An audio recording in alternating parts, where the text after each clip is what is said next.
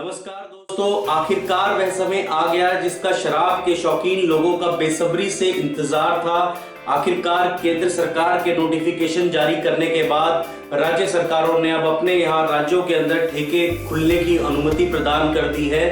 दिल्ली में ठेके खुलने के बाद जो नज़ारा देखने को मिला, लंबी लंबी कतारें देखने को मिली, इससे साफ जाहिर हुआ कि शराब पीने वालों का, शराब के शौकीन लोगों का सब्र का बांध टूट चुका था इन 40-45 दिनों के अंदर।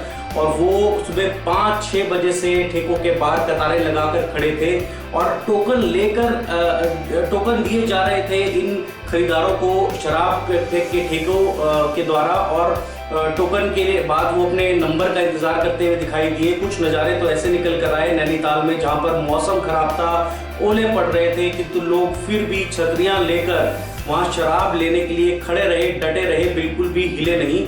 और देखा जाए तो पहले दिन के शराब की सेल की कमाई यदि हम देखें तो यूपी के आंकड़े बहुत ही चौंकाने वाले थे। लगभग 300 करोड़ से ज़्यादा की शराब पहले दिन में बिकी, जो अपने आप में एक अप्रत्याशित तौर पर एक चौंकाने वाले आंकड़े हैं। और दूसरी बात आप देखें कि दिल्ली के परिप्रेक्ष्य में दिल्ली सरकार ने 70% शराब को महंगा किया। आप यकीन मानिए, 1000 रुपए की बोतल वाइट में बिल के साथ अब 1700 रुपए में मिल रही थी ठेकों पर, किंतु फिर भी लोग खरीद रहे थे और कह रहे थे कि हम लेंगे, पीनी है तो अब क्या करें। अब हरियाणा में भी इसी प्रकार सरकार ने फैसला किया है, कुछ उन्होंने भी रेट बढ़ाए हैं क्योंकि कोरोना सेस लगाया शराब के ऊपर। शराब ठेके खुल रहे हैं अब वहाँ पर भी थोड़ी शराब महंगी मिलेगी।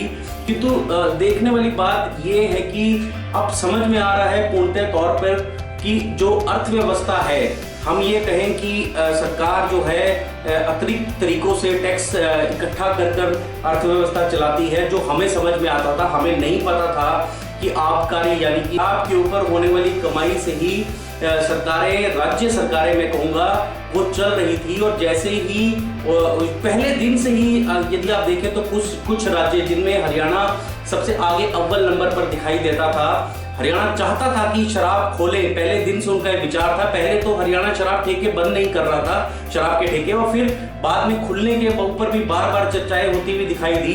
तो अब मैं ये कहूंगा कि हरियाणा सरकार ने कुछ राहत की सांस ली है, क्योंकि हरियाणा का राजस्व खाली होता हुआ बिल्कुल दिखाई दे रहा था। तो शायद अब इस शराब की सेल से, इसकी बिकने से राजस्व भरेगा, तो हरियाणा सरकार के अंदर भी कुछ कॉन्फिडेंस आएगा, जिसमें लोगों को कॉन्फिडेंस देगी।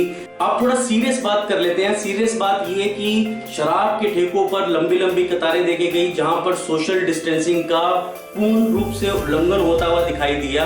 यहाँ पर मैं बात कर रहा हूँ जो लोग घर पर बैठे हैं, या मैं कहूँ दुकानदार भी है जो दुकानें खोल रहे हैं, वे फिर भी पालन करते हुए दिखाई देते हैं सोशल डिस्टेंसिंग का, इस कोरोना बीमारी को लेकर कि कहीं ये बीमारी फैल ना जाए। किंतु दो ऐसी जगहें यदि आप देखें, सबसे पहले तो सब्जी मंडी और दूसरा भी ये शराब के ठेके। अब आप देख रहे हैं कि सब्जी मंडी से वहाँ पर काम करने वाले लोग या सब्जी बेचने वाले लोगों के पास से मैं कहूँगा कितने केसेस अब वहाँ से निकल कर आ रहे हैं। जैसे पहले तबलीगी समाज से निकल कर आए, बीच में एक और नांदेड़ से जो श्रद्धालु थे वहाँ से जो लौटे, उनके ऊपर वो भी केस, उनके आने से भी केस में इजाफा हुआ। और दूसरी चीज ये अब सब्जी मंडी से कहें और ये शराब के ठेके, तो निश्चित तौर पर यहाँ पर कोरोना को लेकर जो सावधानियां बताई गई हैं उसका पूर्णतः रूप से उल्लंघन होता हुआ दिखाई दे रहा है। और कहीं ऐसा ना हो कि ये ठेके खुलने के बाद, क्योंकि सरकार की आमदनी तो बढ़ रही है किंतु कोरोना के केसेस घट नहीं रहे हैं, इन पर लगाम नहीं लगी है, ये सरकार भी जानती है।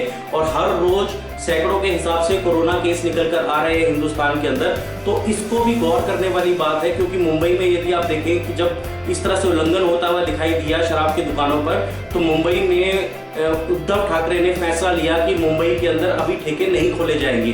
तो वैसा अगर नज़ारा दिल्ली में भी देखने को मिला, और दिल्ली में केसेस कम नहीं है, किंतु केजरीवाल सरकार ने इस और बिल्कुल गौर नहीं किया है, क्योंकि दिल्ली सारा रेड जोन के अंदर है।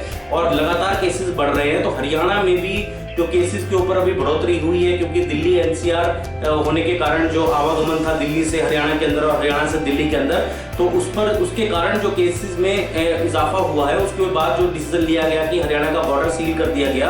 किंतु ये डिसीजन कहीं धरे का धरा ना रह जाए, क्योंकि जो ये शराब के ठेके हैं खुलने के बाद यहाँ पर आप देखेंगे कि ऐसी तस्वीरें आम देखने को मिलेंगी कि पूर्ण रूप से यहाँ उल्लंघन होगा सोशल डिस्टेंसिंग का, और व्यक्ति से व्यक्ति जुड़कर खड़ा होगा, क्योंकि उसको वो सब भूल जाता है शराब लेने के वक्त। केवल उसको एक ही चीज दिखाई देती है कि मैं कब अपना सामान लूं और सामान लेकर अपने घर की ओर रवाना हूं, क्योंकि अन्यथा मुझे ये शराब मुझे ब्लैक में खरीदनी पड़ेगी। तो सरकार इसकी ओर गौर करे, और मेरा तो यहाँ तक सुझाव है, जो शायद छत्तीसगढ़ सरकार ने इसके ऊपर अमल किया है, कि वो शराब की जो डिलीवरी है वो घर पर करानी शुरू करे, ऑनलाइन डिलीवरी देनी शुरू करे, ताकि आप इस तरह की जो महामारी फैलने के जो आसार है इन दुकानों पर, जो भीड़ें लग रही हैं, लाइनें लग रही हैं सुबह 5 बजे से, उसे रोका जा सके। आपकी क्या राय है दोस्तों इसके बारे में? आपको क्या लगता है, क्या शराब के ठेके खुलने से फिर कोरोना के केसेस में इजाफा होगा? क्या ये जो फैसला है राज्य सरकारों का बिल्कुल सही है? आपकी राय का इंतजार रहेगा। धन्यवाद दोस्तों। जय हिंद, जय भारत।